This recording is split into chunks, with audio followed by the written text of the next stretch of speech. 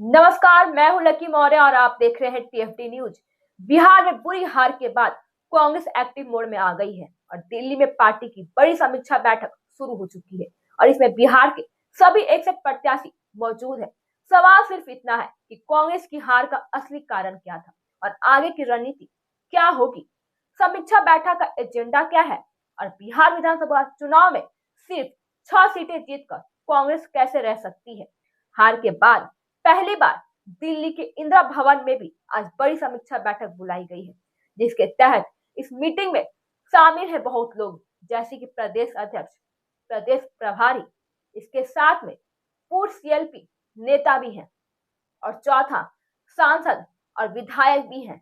इसके साथ और सबसे अहम वे सभी 61 प्रत्याशी जिन्होंने चुनाव मैदान में उतरकर हार और जीत को देखी है। पार्टी ने हर उम्मीदवार को क्लियर निर्देश दिया है कि वे अपने इलाके की डिटेल रिपोर्ट लेकर आए और इस रिपोर्ट में भी कुछ वैसे शामिल होंगे जैसे कि हार के कारण है, दूसरा है स्थानीय मुद्दे, तीसरा है संगठन की कमजोरियां हैं और चौथा ये है कि बूथ लेवल की असल स्थिति क्या है। जैसे कि यानी कांग्रेस अपनी हार की सर्जरी करने में जुट गई है। जैसे जैसे कांग्रेस संगठनात्मक सुधार पर बड़ा फोकस कर रही है, उसी तरीके से वे और भी मुद्दे ला रही है। जैसे सूत्रों के मुताबिक चर्चा सिर्फ हार की नहीं होगी, बल्कि आगे की राजनीति को लेकर बड़े फैसले भी लिए जा सकते हैं, जिसके बाद वे और भी कांग्रेस इन पॉइंट्स पर ब्रेन स्टॉर्मिंग भी करने वाली है। इसके बाद वे और भी पार्टी के अंदर संगठनात्मक बदलाव भी करने वाले हैं। नए नेताओं की पहचान, जिसमें संभावित उम्मीदवारों का चयन भी होगा, जिसके तहत पुराने नेतृत्व को भी नई भूमिका मिलेगी। सोशल मीडिया पर एक्टिविटी बढ़ाना होगा और जमीनी स्तर पर कैडर को फिर से खड़ा करना होगा। और इसके बाद और भी यानी पार्टी अब स्ट्रक्चर को रिबिल्ड करने की तैयारी में है।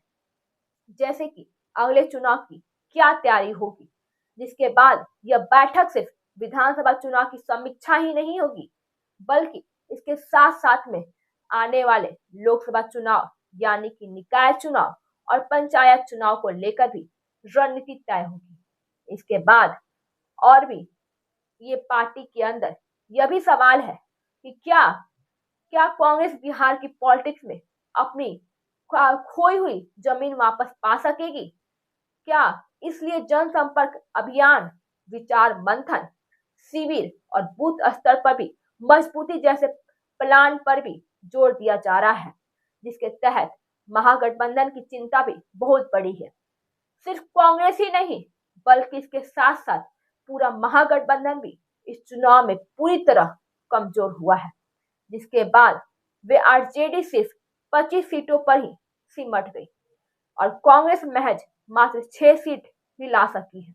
आरजेडी भी अपने स्तर पर समीक्षा बैठक कर रही है और इसके बाद भी वे ये भी बता रही है कि मतलब तो साफ है कि अगर वे बिहार में विपक्ष अभी आत्ममंथन के दौर से गुजर रहा है, तो इसके बाद आने वाले में अब सबसे बड़ा सवाल क्या होगा। अभी क्या है, यह समीक्षा कांग्रेस के भविष्य के लिए भी गेम चेंजर साबित होगी। क्या इन नए चेहरे और नए संगठनात्मक मॉडल से भी पार्टी बिहार में वापसी कर पाएगी। क्या इसके तहत इस बैठक से निकलने वाले फैसलों पर सबकी नजरें टिकी हुई है। इसके बाद बहस के बीच लोक जनशक्ति पार्टी और रामविलास की सांसद सांबी चौधरी ने भी विपक्ष पर हमला बोला है।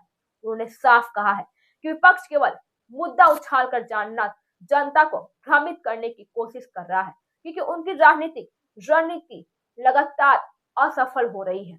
जिसके बाद वे सांसद सांबी चौधरी ने कहा है कि विपक्ष में भी वे इसलिए कुछ ना कुछ बोलती ही रहेंगी, क्योंकि उन्हें एसआईआर का असली उद्देश्य समझ ही नहीं आ रहा है कि एसआईआर इसलिए लागू किया जा रहा है कि ताकि लोकतंत्र के सबसे बड़े अधिकार और मतदान के अधिकार को भी और मजबूत किया जा सके, ताकि उनकी रणनीतियां बार बार जो असफल हो रही है, फेल हो रही है। सांसद ये भी कहा है कि देश में विपक्ष की स्थिति लगातार कमजोर होती जा रही है उनकी रणनीतियां बार बार फेल हो रही हैं। वे चुनाव में भी लगातार हार रही हैं और अब सब एसआईआर को ढाल बनाकर अपनी राजनीति बचाने की कोशिश कर रहे हैं। उन्होंने विपक्ष पर जनता में अनावश्यक डर फैलाने का आरोप लगाया है। उन्होंने कहा है कि ये लोग जनता को डराने का काम कर रहे हैं। बिहार में भी एसआईआर को बहुत बड़ा मुद्दा बनाने की कोशिश की गई है, लेकिन बिहार की जनता ने उन्हें मुंह तोड़ जवाब दे दिया है। जिसके बाद साथ में एसआईआर को भी सांबी चौधरी ने बताया कि महत्वपूर्ण कदम। सांबी ने दावा किया कि लोगों ने यह समझा लिया कि एसआईआर किसी के भी अधिकार छीनने के लिए नहीं है, बल्कि नागरिक और अधिकारों को और भी मजबूत बनाने के लिए लाया जा रहा है। एसआईआर देश के नागरिकों की पहचान है और अधिकारों को सुरक्षित करने का भी एक सशक्त माध्यम है। भारत किसी भी प्रकार के घुसपैठियों को अनुमति नहीं देता है और एसआईआर इस दिशा में एक महत्वपूर्ण कदम भी है। आगे कहा कि जब देश की सुरक्षा को प्रभावित करने वाले तत्वों पर भी सख्त निगरानी जरूरत है, तब एसआईआर जैसे व्यवस्थाएं और भी अहम हो जाती है। राज्य और केंद्र दोनों स्तर पर एसआईआर को लेकर राजनीतिक तापमान लगातार बढ़ रहा है। विपक्ष इसे संदिग्ध बता रहे हैं, जबकि समर्थक भी इसे बेहतर प्रशासन और सुरक्षित नागरिक को अधिकार की दिशा में भी बड़ा सुधार बता रहे हैं। ऐसी तमाम खबरों से जुड़े रहने के लिए देखते रहिए टीएफटी न्यूज।